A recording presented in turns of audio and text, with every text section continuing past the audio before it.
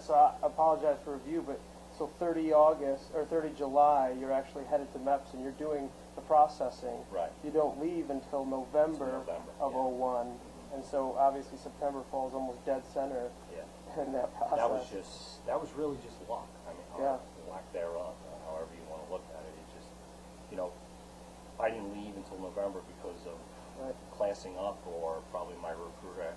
You know, you have to put you find this out later when you're in. You know, they have to put so many kids in a month.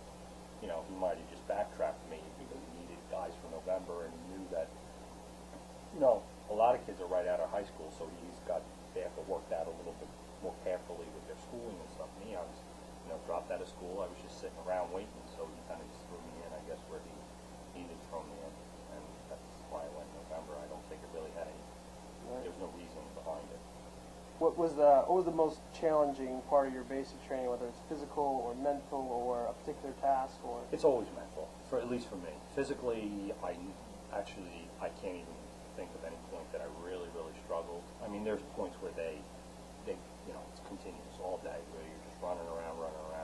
You know, they wear you out. But everyone's worn out at that point, so you're not like anywhere. You know, you're no different. I think mentally, though, it challenged me because it was just this one specific week. And again, I know drill instructors now, and this is what they do. Every week they pick a few guys that they're going to go, okay, this week we're going to go after him. You know, because it's the idea of breaking you down and then building you up in the image that they want you. You know, they want you to be a Marine, so they're going to do what they have to do. And I remember that week, and they broke me. I mean, it broke me. Like, I was sitting in the sand pit doing push-ups, and I just started crying. Like I hadn't cried in ever. For no rhyme or reason. I was physically exhausted, mentally exhausted. They broke me down. I got through it. I got through that week. And I was like, oh, this is nothing. And actually, after that boot camp, I just went through it, no problem. But I really, except for that 1 week, it really wasn't. Maybe that answers my next question. What was the most worthwhile part of your training? Well, that mental part. I mean, you know, there's a lot of good things that they teach you, you know, military discipline-wise. But I think specifically it was that, you know, where I reached a physical barrier, and any time up until that point I would have just quit. Because of the situation I found myself in, I wasn't allowed to, and I crossed it, and it makes you, I don't know, I guess it makes you mentally stronger, you know, and you learn how to block out physical pain. So that was something. Hey, if you're able to, how was the overall morale of everybody that you were in basic training with? And maybe you're not able to speak to a large group, but I think in basic's kind of weird. At least Marine Corps basic. I don't know how it is for other branches, but you know, recruits are they're all at different stages. Some of them get in and they're physically and already mentally tough because of the background that they come from. Some of these kids, they come up from, you know, situations that are horrible. They walk into boot camp and they're like, I got a bed, I got 3 squares a day, I got warm clothes. This is supposed to be tough. Like, this is an easy gig for me. I remember this one guy, he'd been homeless for like 6 years, and he was in South America. And someone explained that one to me. I never figured out why. But he came back to the States, was like, I just need something better for myself. It was like a joke to him. He thought it was great. Rolling around in the mud, you know, it was like G.I. Joe to him. This is awesome. You know, and other people, it was a lot tougher. They had been pampered their whole lives, and they find themselves in this, you know, awful situation, and not awful, but, you know, challenging situation. You know, I think everyone's at a different point. By the end, 2 or 3 weeks out, most of them are exactly where, you know, the people who designed boot camp want their people to be at. You know, they're able to take orders without question. Physically, they're in probably the best shape of their lives, and mentally tough. And I think that's at least for Marine Corps boot camp, that is the overall goal. At this point, you're talking January 2002? February of 2002? Yeah, it's 13 weeks. So was there a sense within the group there that this is a nation headed to war, your Marines, or when there was the talk of your position in there? The problem is, again, with Marine Corps boot camp, you're shut out from the outside world. So what was going on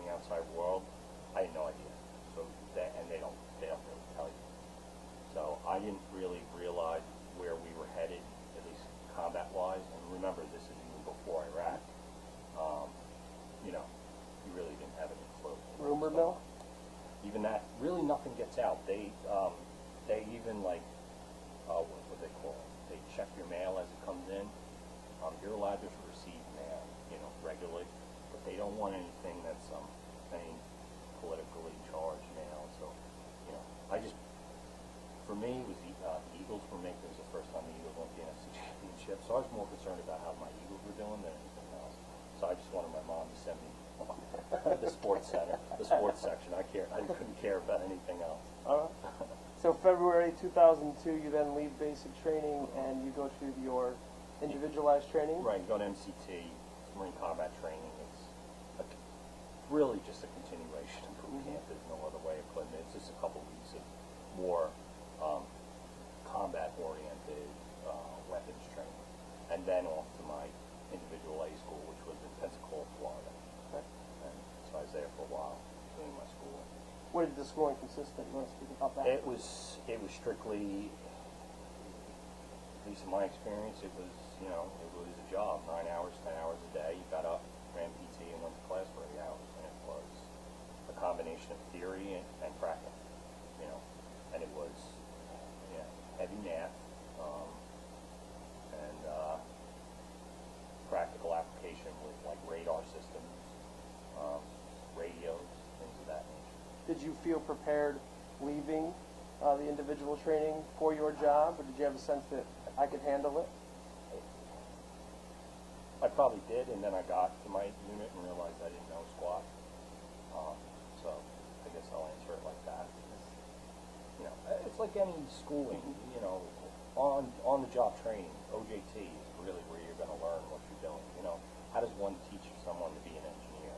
You engineer by actually being an engineer and doing it. The theory and all that other stuff gives you the knowledge. You're sitting there troubleshooting something you. Oh, well, I remember this from school.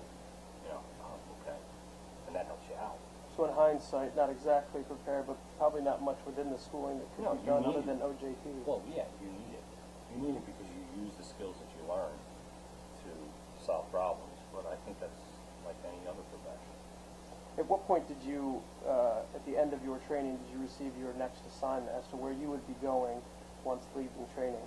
You get it a couple weeks before you leave. I don't really remember. I remember them asking us if we wanted East Coast, West Coast, or overseas. And you chose? I chose West Coast. And I got West Coast. And you did? Yeah. I got Camp Pendleton, California. And, a couple weeks before we finished our schooling, we were told where we were going. And, right, from your training to Pensacola, or to, I went on leave. Pendleton? Yeah, I went on leave for, I forget, maybe 2 weeks, but then, so Pendleton right after that. So you arrived at your unit in Pendleton. How was that experience? Pendleton was interesting because I showed up and they were gearing up to go to Afghanistan. And I showed up and we left 2 weeks later. Is that right? Yeah, so I showed up and they were packing everything up. They were getting ready. They were shipping things out. I mean, the flight line was, they needed to get all the pilots and stuff have to fly so many hours a month. They had to catch everybody up. And, so they were flying 24 hours a day, 7 days a week. And I come rolling in on a bus, and there's 700 aircraft in the air. And that's there's just a lot of aircraft in the air, and all people running around, and I'm